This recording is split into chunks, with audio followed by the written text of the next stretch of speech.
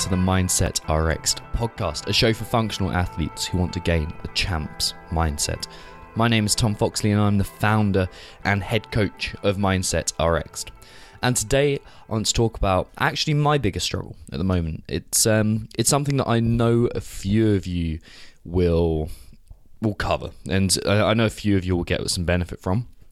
It's quite a tough one to overcome because I spent kind of quite a long time thinking about this, and I'll cut to it. It's training alone. Now, I train alone for a number of reasons.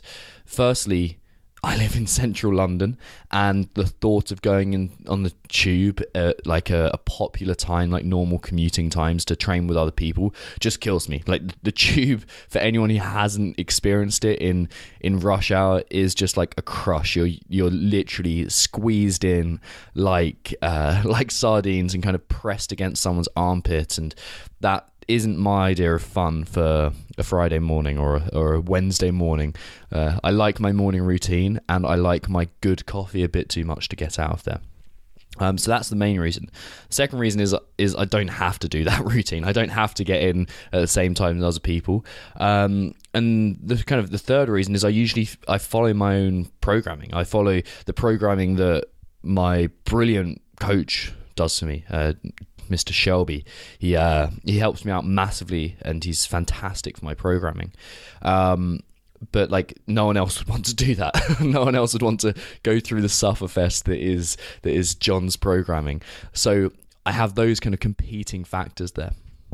And what this essentially means is that I train alone. Oh, and probably a fourth reason is that I like to train when I feel best, which is generally late morning to early afternoon. That's when I feel like testosterone levels and general alertness are at the highest point, and then I can kind of start early, get all my day done, and then go and train, which is quite a nice way to kind of live what I'm doing. So anyway, the long, the short of this, and the end result is that I turn up to the gym, I do my session, and I leave without having trained alongside anyone, unless it's a very, very rare occasion. And initially when I started doing this, I would be kind of sulky for the whole session. I'd be sultry and sulky and not really achieve the things that I wanted to do. I wouldn't hit the intensity, especially when it came to WODs. I would just not hit any kind of intensity that I wanted to hit. I would back off on 1 max attempts, and I'd back off on strength training attempts, and I would exist at this kind of 80% of potential for far too long, and it was a bit sucky, to be honest. I used to leave feeling like I was a pussy. I used to leave feeling a bit like, not on a huge scale. I wasn't like, you're a dick, Tom, you're the worst person. I used to leave in as much as just felt a bit like, I feel a bit shitty. Like I didn't quite hit what I wanted to hit. I backed off potential. I just kind of didn't quite do what I wanted to do in that session. I didn't get the benefit, and it used to create a bit of self-doubt in my training. It used to create a bit of self-doubt in what I was inevitably becoming, until I kind of flipped this on its head. I said, well, I'm not going to train with other people, so how does this obstacle become an opportunity? And it's a question that I've asked myself that applies in so many different areas, whether it's like growing Mindset RX, or whether it's in my relationship with Harriet, or whether it's in my relationships with anyone.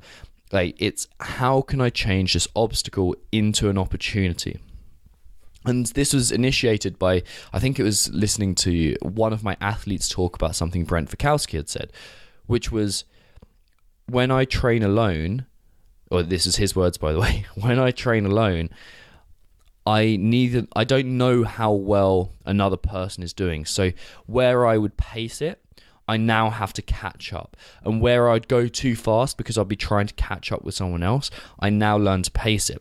So just realizing that. And for me, that isn't the biggest opportunity. Like that isn't the biggest realization. But coming back to this concept of, okay, flip it. Like flip this from an obstacle into an opportunity is really important, and it just brought back Ryan Holiday's book, The Obstacle is the Way, which is a fantastic read if you haven't already read it. But what I realized most of all is because this is very hard, because it's so hard to train by yourself without external and social motivations, because of that point, that is where the benefit is. The benefit is actually, like, the obstacle is literally the way. The obstacle is the opportunity, that because it is hard and precisely because it is difficult to train by yourself, it's a very good thing to be able to do. Now, the hardships in it. What are the obvious hardships? Well, you have to be more aware of your self-talk. You have to really understand who you want to be at a deeper level. You have to understand your self-sabotaging behaviors. You have to really and truly test your mindset and come up with new limits to it. And I basically had to re-go through the Inner Athlete Performance Camp when I did this, which is kind of Mindset RX 12 or now 10-week program that we run. And what I really discovered is we had to go through those 5 phases, which the first one was like testing. Where was my mindset now? And why was I self-sabotaging, essentially? Next thing is I had to revisit my vision of what I deemed as athletic success. Okay, what was success for me? And this spurred me on a bit. This kind of gave me a kick of motivation initially, but then gave me a better vision for visualization and all that kind of other stuff.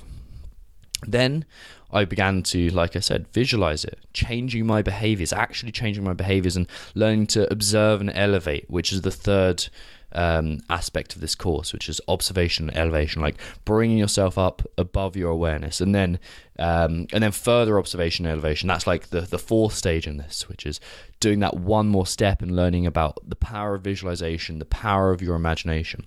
And then finally, I developed some sport-specific tactics. And when I did this, I realized that, God damn, this is an opportunity for me. Firstly, on a professional level, I learned more about the stuff that I coach. I learned the next layer of it. But I learned that this is an opportunity. And the biggest thing that I learned is that this training by yourself and any kind of hardship that you encounter, and this is a particularly stoic idea, any kind of hardship you encounter is an opportunity to practice the virtues that you want to live by. Now that's kind of a deeper concept there. It's much richer as well, but it's harder to answer. What are the virtues that I want to live by? What is being a good human being in this situation? Now I know that I want to embrace hardship. So was I truly embracing hardship?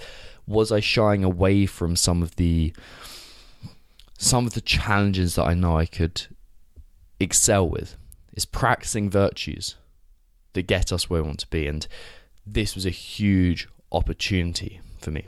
And the ramification of this, I now push almost as hard as I would do in a group. Of course, I don't it's not quite at the same level, because there's things like social facilitation, which is basically like the more advanced you get in an exercise, the better you do with social pressure, generally. And there's things like that which help, but the long and short of this is I enjoy training by myself now, because it's something that I have had to practice to get good at, and it limits distractions. It gives me an opportunity to observe myself, but fundamentally it gives me an opportunity to practice being the virtuous human being that I want to be. And that is why I say that training is a metaphor for life, and life for training. It's gold, that. And this isn't my realization, so I can't say it's gold. It's other people who have shifted into this area. Practice those virtues. Practice being that person you want to be. And of course, you don't have to train by yourself to do this. Every time you encounter hardship, it's an opportunity to practice being the type of person that you really fundamentally want to be.